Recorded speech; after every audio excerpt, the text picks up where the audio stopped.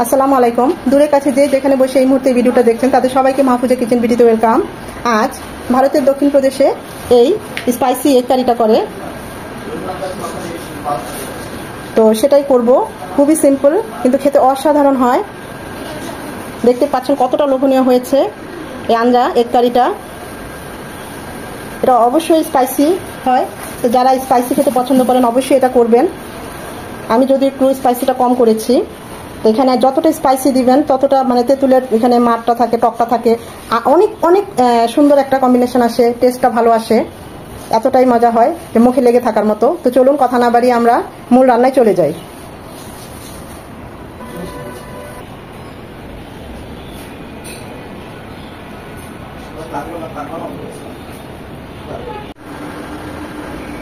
Spicy Andhra egg কারি করার জন্য এখানে আমার লাগছে কারি পাতা। কারি পাতা অবশ্যই লাগবে, এটা আমার গাছের কারি পাতা। এছাড়া আপনারা বিভিন্ন বড় শপিং মলে বা বিভিন্ন বড় বাজারগুলোতে ওইসব জায়গায় কারি পাতা বললে পাবেন। আর লাগছে তেঁতুলের মার। তা আমি রান্নাটা শুরু করার আগে এখানে ডিমগুলোকে একটু কেচে নেব, জাস্ট এভাবে একটু রাউন্ড করে নেব। এটা রান্নার পরে এটা রেজাল্টটা দেখতে পাবেন, মানে মশলাটাও ভিতরে ঢুকবে, দেখতে অসম্ভব ভালো লাগে, খেতেও খুব ভালো লাগে যেহেতু মশলাটা পুরোটা ঢুকবে। এই রান্নাটা একটু স্পাইসি স্পাইসি হবে, অসম্ভব মজার। খুব বেশি না, জাস্ট আলতো করে এভাবে করে দিলেই হবে। রান্নার সময় দেখবেন ঠিকই বোঝা যাবে। আপনার চাইলে লম্বালম্বি করেও এরকম হালকা করে একটু চিড়ে নিতে পারেন, এভাবে লম্বালম্বি যে যেভাবে নেয়, আবার না করলেও হয়। তবে এতে মশলাগুলো খুব ভালোভাবে ঢুকে ডিমগুলো খেতে খুব ভালো লাগবে। প্যানে দিয়ে দিচ্ছি সয়াবিন তেল 4 চামচের মতো। তেলটা কমিয়ে নিয়েছি, মনে হয়েছে অনেক বেশি, 2 চামচের মতো নিয়েছি, বাকিটুকু উঠিয়ে রেখেছি। এখন এখানে দিয়ে দিচ্ছি 1/2 চামচ গোটা জিরে আর 1/2 চামচ মেথি ফোড়নের জন্য। এটা 1 মিনিট হবে।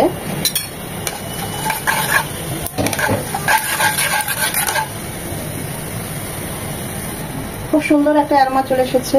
এখন দিয়ে দিচ্ছি 1/2 কাপ পেঁয়াজ কুচি। পেঁয়াজটা নরম হবে একটু। পেঁয়াজটা নরম হয়ে এসেছে, দিয়ে দিচ্ছি 1 চামচ আদা কুচি। এটাকেও 1 মিনিট ভেজে নেব। আদাটাকে 1 মিনিট ভেজে নেওয়ার পর দিয়ে দেবো কাঁচামরিচ, ফালি করে দিয়েছি যেন ঝালটা বেরিয়ে আসে। এখন দিয়ে দেবো লবণ, 1 চামচ হলুদ গুঁড়ো, উঁচু করে 1 চামচ কাশ্মীরি লাল মরিচ গুঁড়ো। এতে ঝাল হবে না, কালারটা খুব সুন্দর আসবে। এটা একটু স্পাইসি স্পাইসি হয়, যারা ঝাল পছন্দ করেন 1 চামচ ঝাল মরিচ গুঁড়ো দিয়ে নেবেন। তেলের সাথে লবণ, মরিচ গুঁড়োটা আর হলুদ গুঁড়োটা খুব ভালোভাবে ভেজে নিতে হবে, তখনই মরিচের ফ্লেভারটা এবং ঝালটা বের হবে। অল্প অল্প করে পানি দেব, জাস্ট 2 চামচ। মশলাগুলো একটু কষিয়ে নেব। 2 টমেটো কুচিয়ে নিয়েছি, দিয়ে দিচ্ছি। এটা অপশনাল, হাতের কাছে থাকলে দিবেন, না থাকলে না দিলেও হবে, টেস্ট খুব ভালো আসে। সেটাকেও আরো 2-3 মিনিট কষিয়ে নেব। আর একটু 2 চামচ পানি দেবো। এটা আমি ধাপে ধাপে পানিটা দেবো আর কষিয়ে নেব, একসাথে পানিটা দেব না। টমেটোটা কষবে 3 থেকে 4 মিনিট।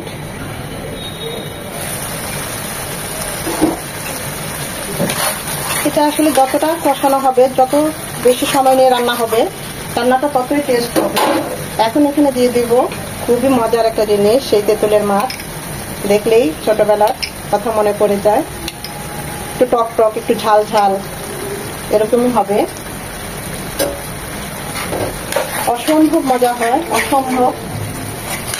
এটাকে ব্যালেন্স করার জন্য দিয়ে দিচ্ছি 1/2 চামচ চিনি। এখন এখানে আমি 1/2 কাপ পানি দেব।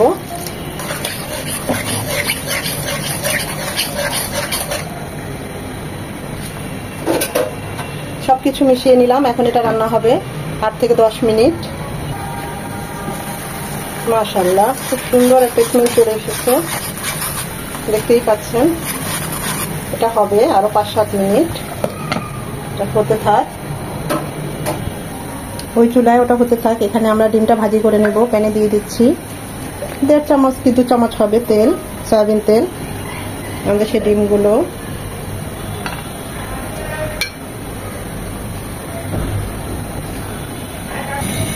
হালকা করে কালারটা চলে আসা পর্যন্ত একটু ভেজে নেব। খুব বেশি ভাজার দরকার নেই।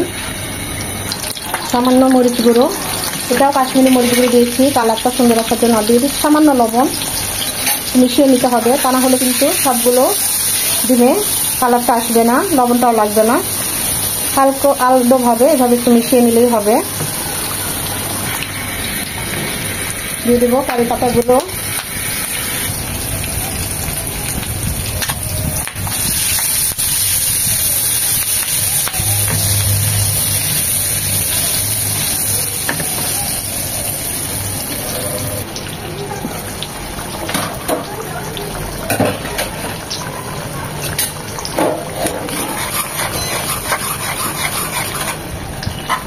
দেখুন কেমন মাখনের মতো হয়েছে। এখন এই ডিম আর কারি পাতা ফোড়ন একসাথে এখানে দিয়ে দেব।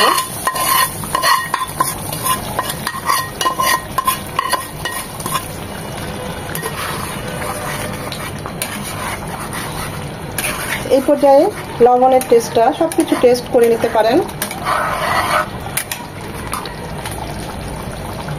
আমার কাছে মনে হচ্ছে আর একটু সামান্য একটু লবণ লাগবে, তাই দিয়ে দিলাম। এখন এটা কুক হবে আর 3 থেকে 4 মিনিট।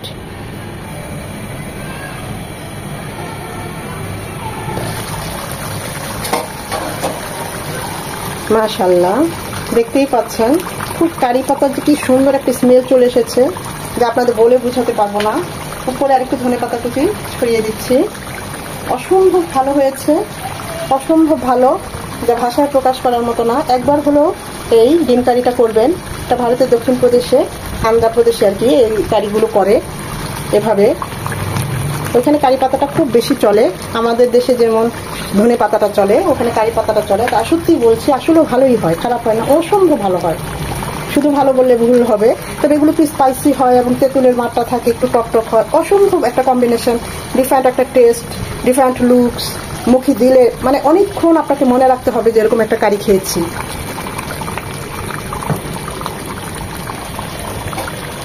এখন আমি চুলাটা অফ করে দেব। আমাদের রান্নাটা অলমোস্ট ডান। আশা করি ভিডিওটা আপনাদের ভালো লেগেছে। দেখতেই পাচ্ছেন কতটা লোভনীয় হয়েছে। একবার হলেও ট্রাই করবেন, এটা আপনাদের কাছে আমার রিকোয়েস্ট থাকবে। ওয়াও, মাশাআল্লাহ, দেখতেই পাচ্ছেন কতটা লোভনীয় হয়েছে আমাদের আন্ডা এগ কারিটা। এটা অবশ্যই স্পাইসি হয়, যারা স্পাইসি খেতে পছন্দ করেন এই রেসিপিটা একদম মিস করবেন না। আমি তো গার্নিশ করছি পুদিনা পাতা আর ধনে পাতা দিয়ে। আশা করি রেসিপিটা আপনাদের ভালো লেগেছে। আর যদি ভালো লেগে থাকে অবশ্যই একটা লাইক দিবেন, কারণ এই লাইকটা পরবর্তী ভিডিও করতে অবশ্যই করে সাহায্য করে। বেশি বেশি করে ফ্রেন্ডস অ্যান্ড ফ্যামিলির মাঝে শেয়ার করে দিবেন। খুবই সিম্পল কিন্তু অসম্ভব ভালো হয়, অসম্ভব ভালো হয়, যেটা মানে আপনারা আমাকে ট্রাস্ট করতে পারেন। একবার আশা করি মানে নিরাশ হবেন না, এতটা ভালো হয় এই ডিম কারিটা। এতক্ষণ যারা ধৈর্য ধরে এই ভিডিওটা দেখেছেন তাদের সবাইকে অসংখ্য ধন্যবাদ।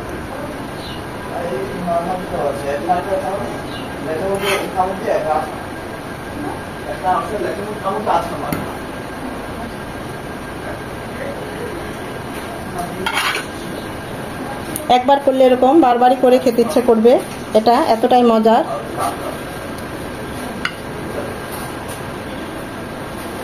তো তৈরি হয়ে গেল খুব সহজে আমাদের আন্ডা স্পাইসি এগ কারি।